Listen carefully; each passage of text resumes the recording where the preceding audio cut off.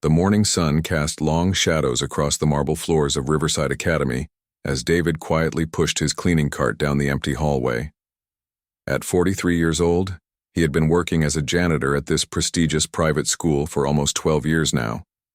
The students who walked these halls every day came from the wealthiest families in the city, while David lived in a small apartment across town, taking 2 buses just to get to work each morning. David had grown used to being invisible. Students would pass by him in the corridors without a second glance.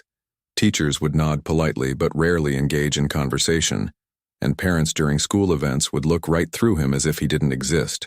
To them, he was just part of the background, someone who kept their expensive school clean and tidy.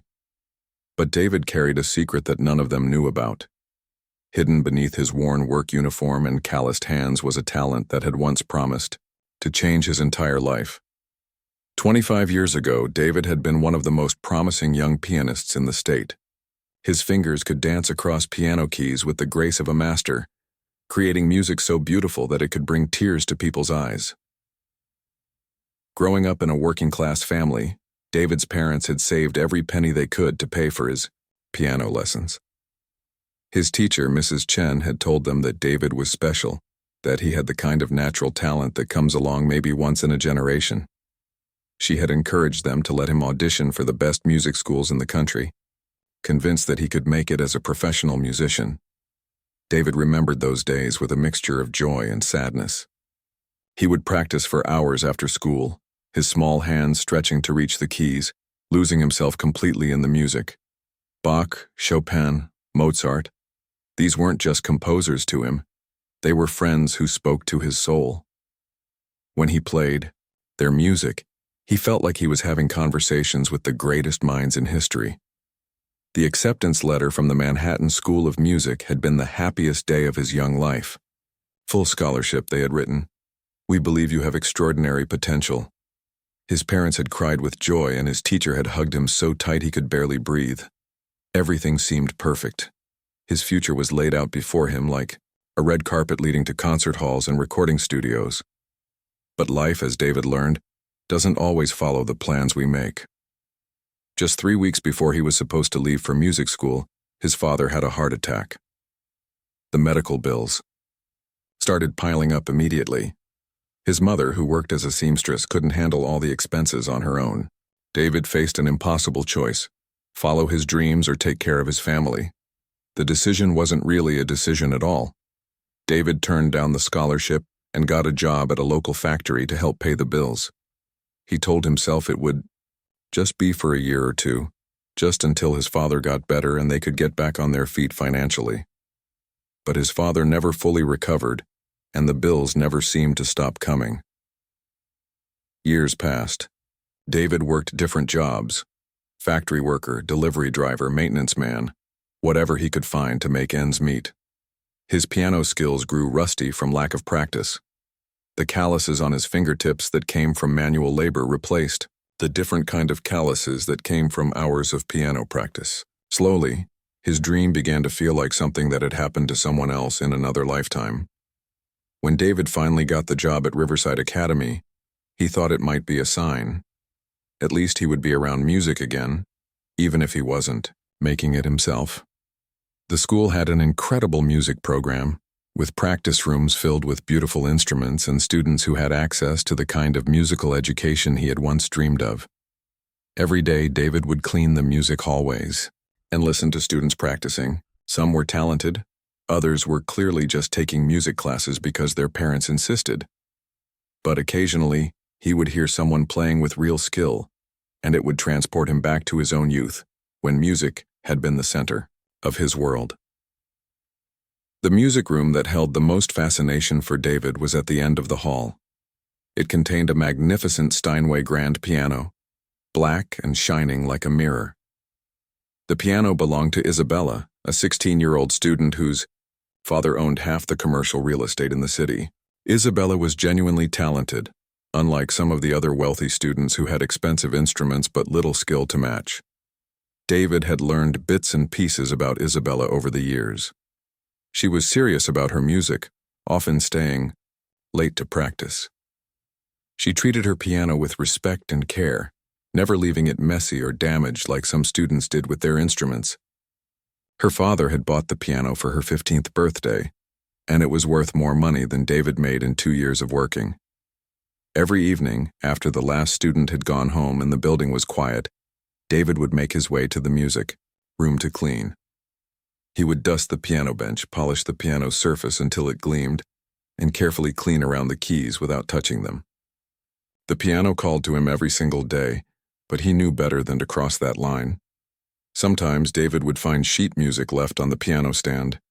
He would glance at it while cleaning, his eyes automatically reading the notes, even after all these years away from music. Occasionally, he would recognize pieces he had once played himself, back when his hands were young and his future was full of possibility. Isabella often left challenging pieces on her piano: Chopin ballads, Liszt, Etudes Rachmaninoff concertos. These were pieces that required years of training and natural talent to master. David could see that she was working hard to perfect them, based on the pencil marks and annotations she made in the margins of her sheet music. On this particular Tuesday evening in October, David wheeled his cart into the music room as usual. The autumn air was crisp and the setting sun painted everything in golden light. Isabella's sheet music was on the piano stand, Chopin's Ballade No. 1 in G minor. David's heart skipped when he saw it. This had been one of his signature pieces 25 years ago, one that he had performed in competitions and master classes. As David began his cleaning routine, dusting the windowsills and emptying the trash, his eyes kept drifting back to the sheet music. The notes seemed to call to him, reminding him of long-forgotten fingerings and emotional phrases. His hands, busy with cleaning, began to unconsciously move as if they were playing the piece in the air. The memories came flooding back, the countless hours he had spent perfecting this particular ballade, the way his teacher had helped him understand the emotional story within the music, the feeling of triumph when he had finally mastered its most difficult passages. For a moment, David forgot where he was and when he was. He was 17 again, full of dreams and possibilities, with the whole world of music spread out before him like an infinite ocean, waiting to be explored. David stood there for what felt like hours, staring at the sheet music on Isabella's piano. The notes on the page seemed to glow in the evening light streaming through the tall windows. His cleaning supplies sat forgotten on the floor as 25 years of buried memories came rushing back all at once. He remembered the first time his old teacher had introduced him to this piece. "This ballad tells a story," she had said, her weathered hands demonstrating the opening melody. "It's about love, loss, and the beauty that can come from heartbreak. But you have to feel it, not just play it." David's hands trembled slightly as he reached toward the piano bench. He knew he shouldn't. This wasn't his instrument, this wasn't his world anymore. He was just the janitor, the invisible man who cleaned up after people who lived lives he could only dream about. But the pull was too strong. The music was calling to him like an old friend he hadn't seen in decades. Slowly, carefully, David sat down on the bench. The leather was soft and expensive, nothing like the hard wooden bench he had practiced on as a child. He adjusted his position, his body automatically remembering the proper posture his teacher had drilled into him all those years ago. Straight back, relaxed shoulders, feet flat on the floor. For a long moment, David just sat there with his hands in his lap. What if someone came in? What if he got fired? He needed this job. His small apartment, his monthly bus pass, his ability to send a little money to help his mother with her medical bills. Everything depended on this job. But the music was stronger than his fear. David placed his hands on the keys, and it was like coming home after a lifetime of wandering. The keys felt cool and smooth under his fingertips. He could feel the weight and balance of each key, the way they responded to the slightest pressure. This was a real piano, a beautiful instrument that had been crafted by masters. It was nothing like the old, out-of-tune, upright piano he had learned on as a child. He started with just a few notes, testing his muscle memory. His fingers were stiff from years of manual labor, and his calluses were in all the wrong places now. But slowly, note by note, the magic began to return. The opening melody of the Chopin ballad flowed from his fingers like water. At first, David played hesitantly, afraid of making mistakes. It had been so long since he had touched a piano that he worried he had forgotten everything. But as the familiar phrases filled the empty room, his confidence grew. His fingers began to remember patterns they had practiced thousands of times. His hands found their old flexibility, stretching and moving across the keys with increasing grace. The ballad began softly, almost like a question being asked. David's left hand provided a gentle accompaniment while his right hand sang the melody. As he played, he could feel all the emotions he had buried over the years beginning to surface. This piece had always been about longing, about dreams that seemed just out of reach, and now it felt like he was playing his own life story. As the music continued, David forgot about everything else. He forgot that he was wearing his janitor's uniform. He forgot about the time. He forgot about the risk he was taking. The only things that existed in the world were his hands, the piano, and Chopin's beautiful, heartbreaking music. The ballade grew more complex, more passionate. David's hands moved independently, weaving intricate patterns that seemed impossible but felt completely natural. His left hand played deep, rolling bass notes while his right hand danced through rapid scales and delicate ornaments. This was the passage that had taken him months to master as a teenager, and now it flowed from his fingers as if no time had passed at all. The music filled the room and seemed to spill out into the empty hallways beyond. David played with his eyes closed now, completely lost in the moment. He could feel his teacher's presence, encouraging him as she had all those years ago. He could feel his younger self, full of hope and ambition, sitting beside him on the bench as the piece reached its climactic moment. David's playing became more intense, more emotional. His whole body swayed with the music, his face showing every feeling that the notes expressed. This wasn't just playing anymore. This was pure emotion being transformed into sound. All the disappointment, all the lost years, all the dreams that had been set aside were pouring out through his fingertips. What David didn't know was that he wasn't alone anymore. Isabella had returned to the music room to pick up a textbook she had forgotten. She had been rushing, planning to grab her book and leave quickly so she could get home for dinner. But as she approached the door, she heard something that made her stop dead in her tracks. Someone was playing her piano. Not just playing it, but really playing it. The music was so beautiful, so perfect, that she couldn't believe what she was hearing. Isabella had been studying piano for 10 years. She had heard the best teachers and professional musicians, but this was something special, something that went beyond technical skill into pure artistry. Isabella crept closer to the door, careful not to make any noise. Through the gap, she could see a figure sitting at her piano, completely absorbed in the music. It took her a moment to realize who it was. The janitor, the quiet man who cleaned her classroom every evening, who she had never really noticed before. But as she watched him play, she realized she was witnessing something extraordinary. His hands moved across the keys with the confidence and skill of a master musician. Every note was perfect. Every phrase was shaped with incredible musical intelligence. This wasn't someone who had learned a few songs by ear. This was a real pianist, maybe one of the best she had ever heard. Isabella found herself holding her breath, afraid that any sound might break the spell. She watched as David's face showed every emotion in the music. She could see that this wasn't just entertainment for him. This was something deeper, more personal. It was like watching someone pour their soul out through their fingertips.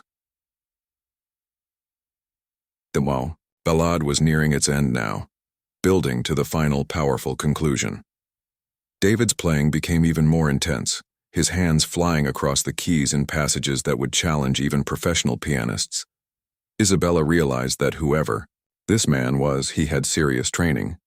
This level of skill didn't come from casual lessons or hobby playing. This came from years of dedicated study and natural talent. As the final notes rang out in the empty room, David sat motionless for several seconds, his hands still resting on the keys. The silence that followed was almost as powerful as the music had been.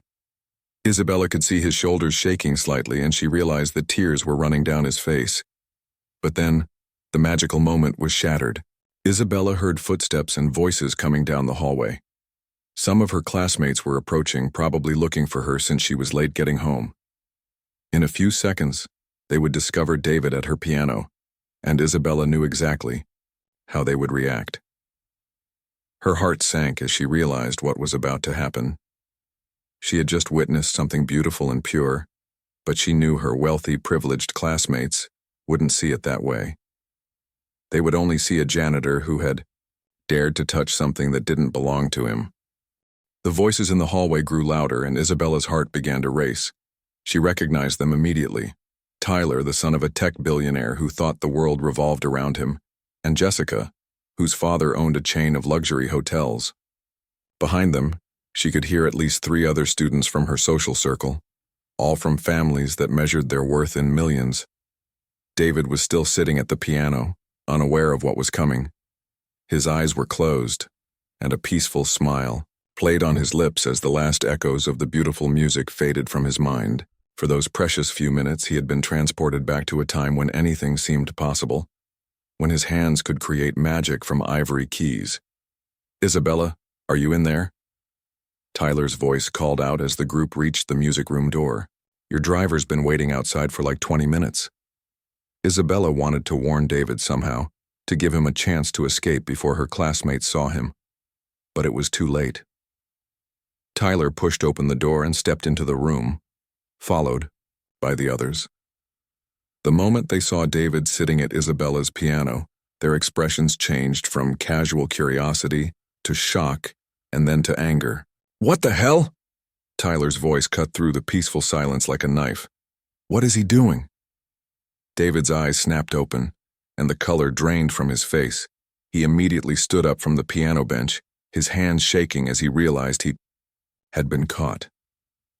The beautiful moment that had felt so natural, so right, suddenly became something shameful under the harsh stares of the wealthy teenagers. "I'm sorry," David stammered, backing away from the piano. I was cleaning and You were touching Isabella's piano," Jessica interrupted, her voice filled with disgust. "Do you have any idea how expensive that instrument is? Your dirty hands have probably damaged it." More students had gathered in the doorway now, drawn by the commotion. Isabella could see the cruel excitement in their eyes as they realized they had caught the school janitor doing something he shouldn't have been doing. To them, this was entertainment, a chance to feel superior to someone they already looked down on. "This is unbelievable," said Connor, whose mother was a famous actress. "The help thinks he can just use our stuff whenever he wants." David's face burned with shame and embarrassment. He had known this could happen, had known the risk he was taking, but the pull of the music had been too strong to resist. Now he was paying the price for those few minutes of joy. "Please," David said quietly. "I wasn't trying to cause any trouble. I've been taking care of this room for years and I've never damaged anything. I was just what?" Tyler stepped closer, his voice getting louder and more aggressive. "Just thought you'd help yourself to a $100,000 piano. Who do you think you are?" Isabella watched from the doorway, torn between speaking up and staying silent. She had just witnessed something incredible, a performance that had moved her to tears, played by someone with obvious professional training and natural talent. But she was outnumbered by her peers, and she knew how quickly they could turn on anyone who didn't follow the group mentality. "My father pays enough tuition to this school to buy 10 janitors like you," Jessica added with a sneer. "And you think you can just sit down and play our instruments like you belong here?" David's hands were trembling now as he reached for his cleaning supplies. He had faced rejection and disappointment many times in his life, but there was something particularly cruel about being mocked for the one thing he was truly gifted at. These kids had no idea who he was or what he was capable of. To them, he was just a servant who had stepped out of line. "I really am sorry," David repeated, his voice barely above a whisper. "It won't happen again." "You're damn right it won't happen again," Tyler said. "Because I'm going to make sure everyone knows about this. The administration, your supervisor, everyone. You clearly don't understand boundaries." More students had crowded into the room now, and Isabella could see phones being pulled out. In today's world, public humiliation wasn't just about the people who were physically present. It was about social media, about videos that could go viral and destroy someone's reputation forever. Wait, Isabella finally found her voice, but it came out weaker than she had intended. Maybe we don't need to make such a big deal about this.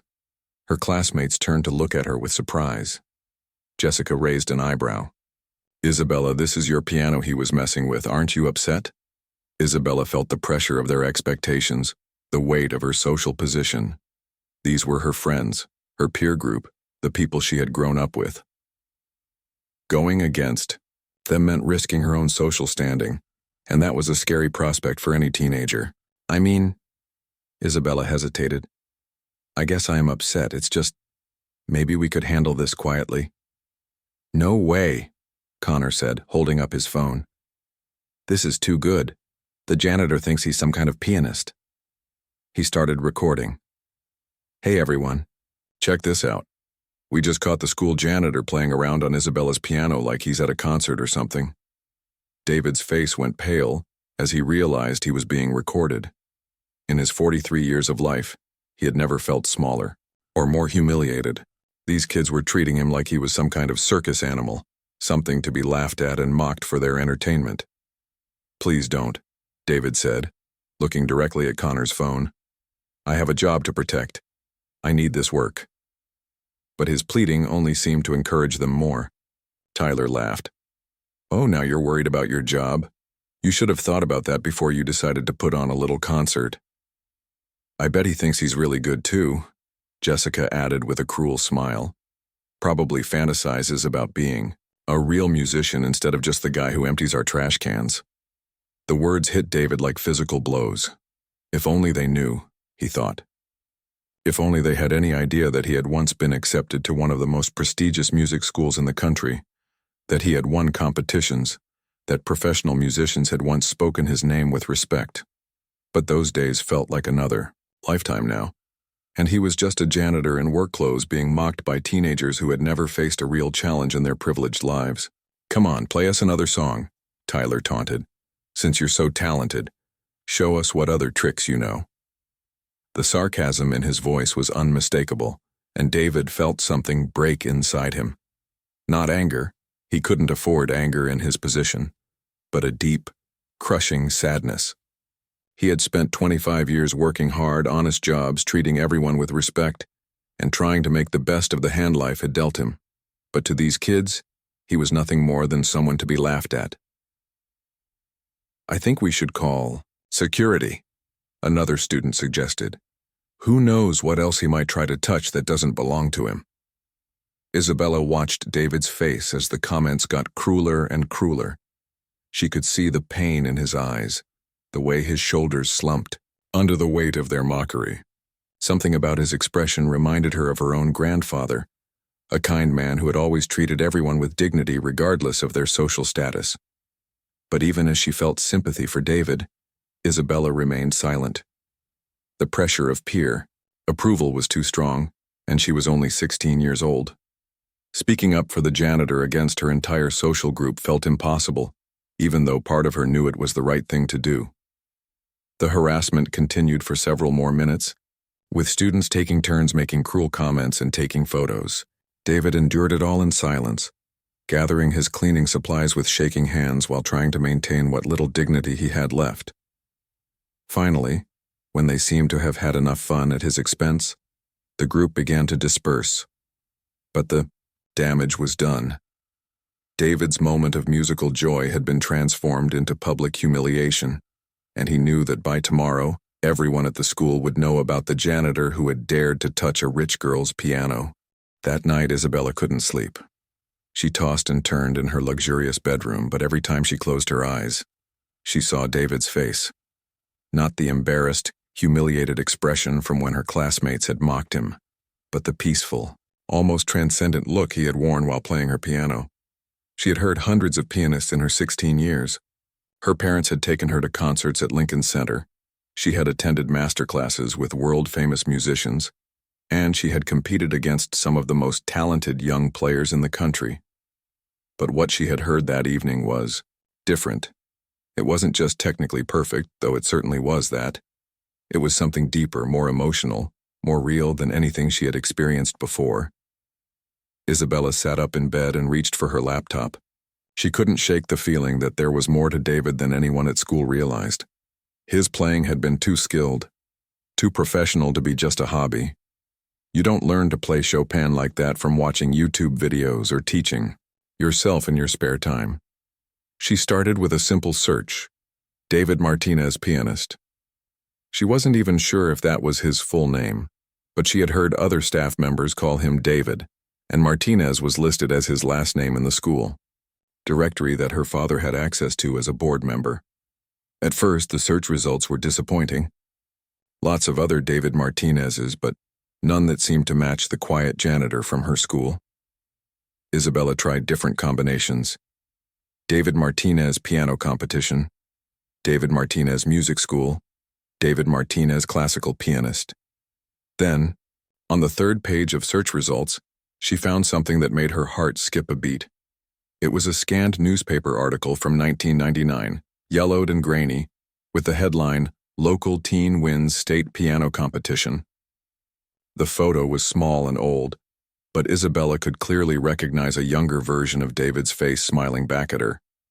With shaking hands, she clicked on the link and read the full article.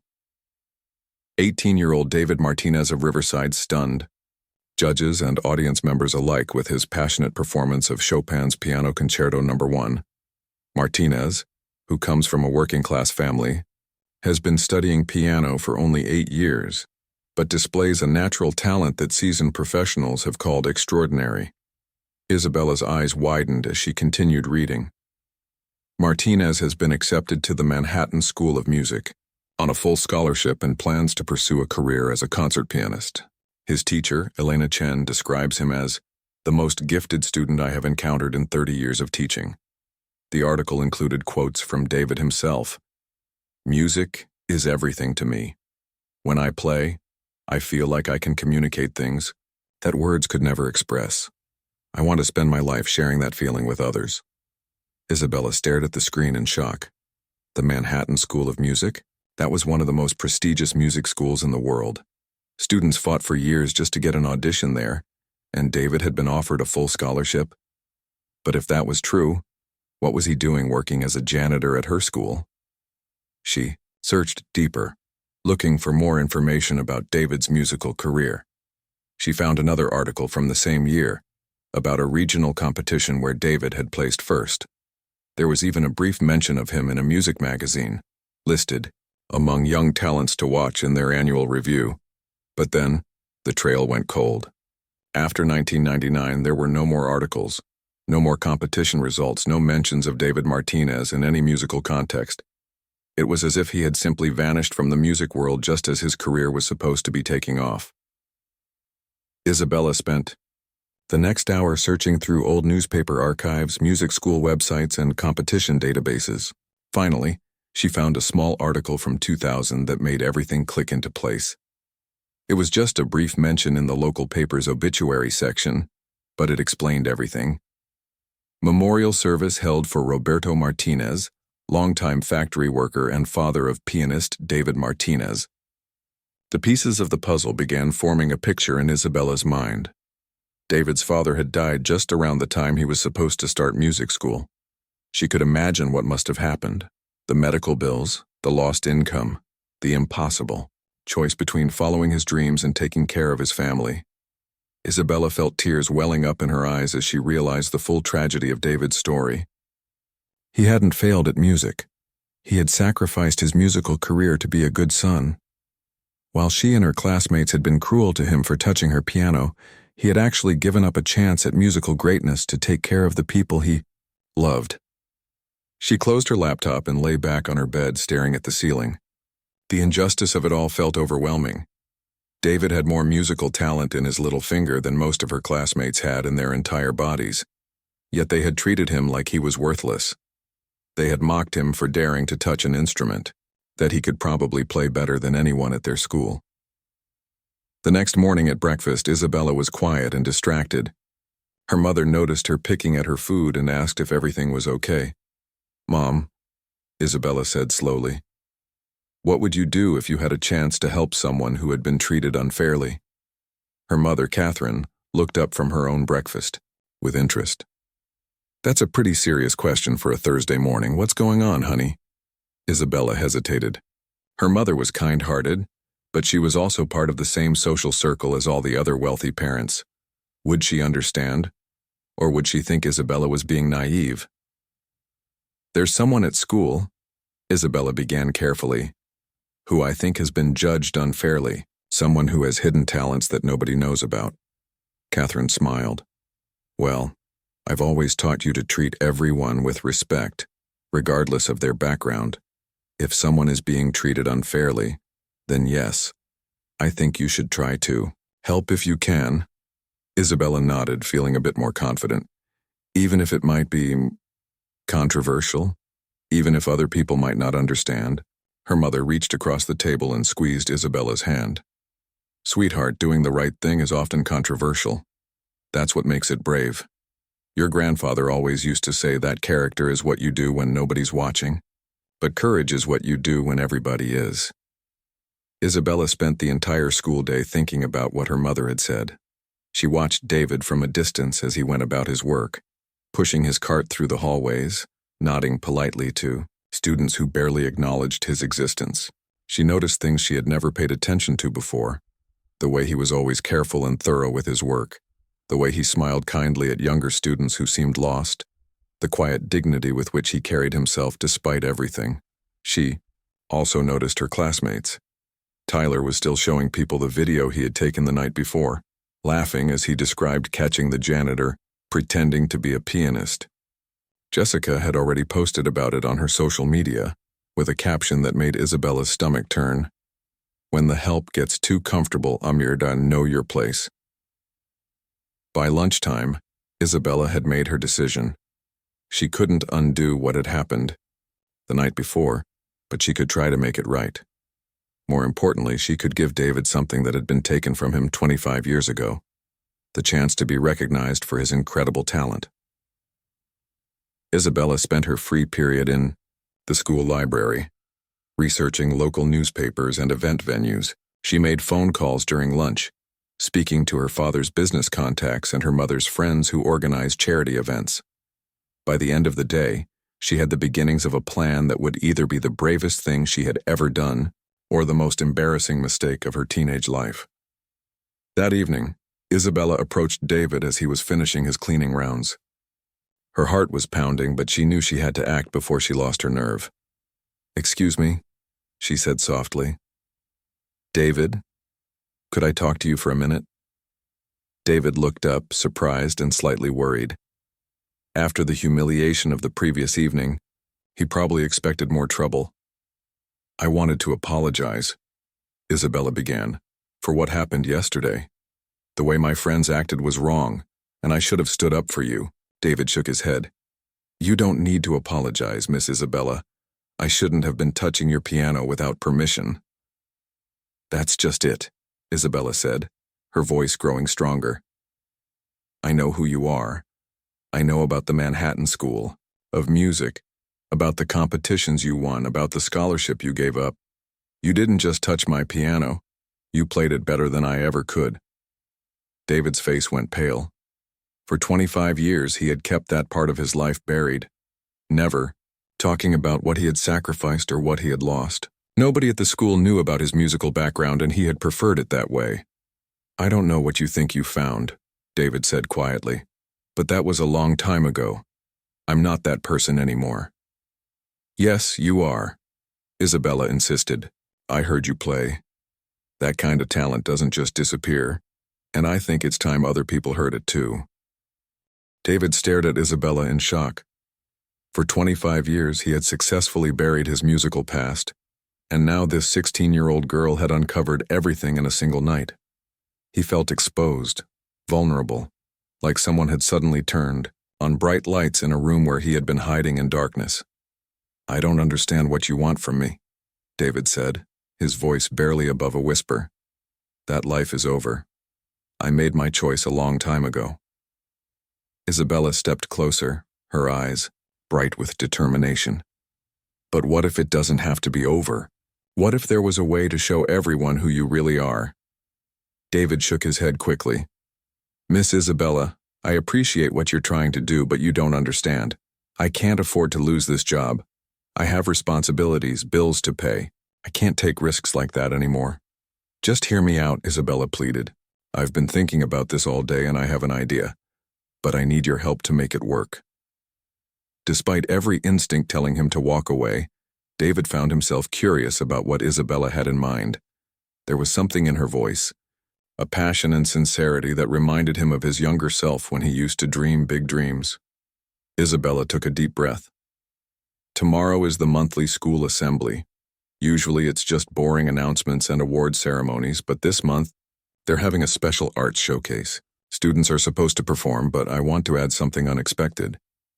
David's eyes widened as he began to understand what she was suggesting. No, absolutely not. I can't perform in front of the whole school. After what happened yesterday, they just laugh at me. That's exactly why you have to do it, Isabella said firmly. Those people mocked you without knowing anything about you. They treated you like you were nothing because of your job, not because of who you are as a person. But what if they could hear what I heard? What if they could see your real talent? David felt his heart racing. The idea was terrifying and thrilling at the same time. Part of him, the part that had never quite given up on music, was screaming yes. But the practical part, the part that had learned to be careful and realistic, was terrified. I haven't performed in front of an audience in 25 years, David said. What if I mess up? What if I freeze? What if I prove that they were right to laugh at me? Isabella smiled. Then at least you'll know you tried. But I don't think you'll mess up. I heard you play, remember? That wasn't luck or accident. That was pure skill. That evening, Isabella went home and made several phone calls. She called her father and explained her plan, asking him to use his influence as a board member to add a special performance to the assembly. She called the school's principal and convinced her that it would be a wonderful opportunity to showcase the hidden talents within their school community. Most importantly, she called her piano teacher, Dr. Williams, a respected musician who had connections throughout the classical music world. She told him about David and asked if he would attend the assembly as a special guest. If this man is as talented as you say, Dr. Williams told her, then I would be honored to hear him play. And if he's truly exceptional, I might be able to help him in ways you can't imagine. The next morning, David arrived at work earlier than usual. He hadn't slept much, his mind racing with thoughts of what Isabella had proposed. Part of him was still convinced it was a terrible idea, but another part couldn't stop thinking about how it would feel to play in front of an audience again. Isabella found him in the maintenance room during her lunch break. I've arranged everything, she said excitedly. You're scheduled to perform right after the student presentations. My piano teacher is coming as a special guest, and the principal is expecting something extraordinary. David felt panic rising in his chest. Isabella, I don't think I can do this. It's been too long. What if I disappoint everyone? Isabella looked at him seriously. David, yesterday I watched my classmates treat you like you were invisible, like you didn't matter. But I also saw you play music that made me cry. You have a gift that most people will never have. Don't let fear keep you from sharing it. 2 hours later, the entire school was gathered in the auditorium for the monthly assembly. Students filled the seats, chattering and laughing, completely unaware of what was about to happen. Isabella sat in the front row, her heart pounding with nervous excitement. The principal, Mrs. Rodriguez, took the stage and began with the usual announcements. Then came the student performances, a violin solo, a poetry reading, a dance routine. The audience was polite but not particularly engaged. Finally, Mrs. Rodriguez stepped back to the microphone. And now for our final performance, we have a very special presentation. One of our own school community members will be sharing his musical talents with us today. The audience murmured with mild curiosity as David walked onto the stage. When students recognized him as the janitor, the murmurs turned to confused whispers. Isabella could see Tyler and Jessica in the crowd, their faces showing a mixture of surprise and amusement. David approached the grand piano that had been wheeled onto the stage for the student performances. His hands were shaking, and for a moment, Isabella was afraid he might walk away. But then he sat down at the bench, adjusted his position, and placed his hands on the keys. The auditorium fell silent. David closed his eyes and began to play. He started with the same Chopin ballade that Isabella had heard him play in the music room, but this time it was even more powerful. The acoustics of the auditorium carried every note to the back row, and the quality of the stage piano brought out nuances in his playing that had been hidden before. Within seconds, the atmosphere in the room completely changed. The whispers and shuffling stopped. Students who had been texting put down their phones. Teachers who had been checking their watches looked up in amazement. David's playing was flawless. His fingers moved across the keys with the confidence and skill of a master musician. But more than that, he played with such emotion, such passion, that it was impossible not to be moved by it. Isabella watched the faces around her transform from confusion to wonder to awe. Tyler's smirk had disappeared, replaced by an expression of genuine shock. Jessica was leaning forward in her seat, her mouth slightly open. Even the most jaded seniors were completely captivated. When the ballade ended, David didn't stop. He moved seamlessly into a piece by Rachmaninoff, then Liszt, then Bach. Each piece showcased a different aspect of his extraordinary skill. The Rachmaninoff displayed his technical prowess, the Liszt his passion and fire, the Bach his precision and musical intelligence. The audience was completely silent, mesmerized by what they were witnessing. This wasn't just good playing. This was something exceptional, something that most of them had never experienced before. In the front row, Dr. Williams sat with tears in his eyes. He had heard thousands of pianists in his career, from students to world-renowned professionals. But David's playing had something special, something that couldn't be taught, a direct connection between his soul and the music that was rare and precious. When David finally finished his impromptu concert, the Uaido auditorium erupted in thunderous applause. Students jumped to their feet, teachers wiped away tears, and even the usually reserved school board members were clapping enthusiastically. David sat at the piano bench, overwhelmed by the response. For 25 years he had convinced himself that his musical dreams were over, that he was meant to live a quiet, humble life in the background. But in this moment, surrounded by applause and appreciation, he felt like his true self for the first time in decades. Isabella ran onto the stage and hugged him tightly. "I told you they would understand," she whispered. Mrs. Rodriguez took the microphone again, her voice thick with emotion. "I think we all just witnessed something truly extraordinary. David, on behalf of the entire school community, I want to apologize for any time we failed to see your remarkable talents." As the assembly ended and students filed out, many stopped to speak with David personally. They thanked him for the beautiful music, asked about his background, and expressed amazement at what they had just heard.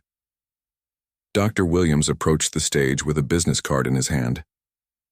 "David," he said, "I've been teaching music for 30 years, and I've rarely heard playing like that. If you're interested, I have some contacts at local music venues who would love to hear you perform. It's never too late to return to music." David looked at the card, then at Isabella, then out at the auditorium where just minutes before he had shared his greatest gift with hundreds of people. For the first time in 25 years, he allowed himself to dream again. "Maybe," he said with a smile. "It's time to see what's possible."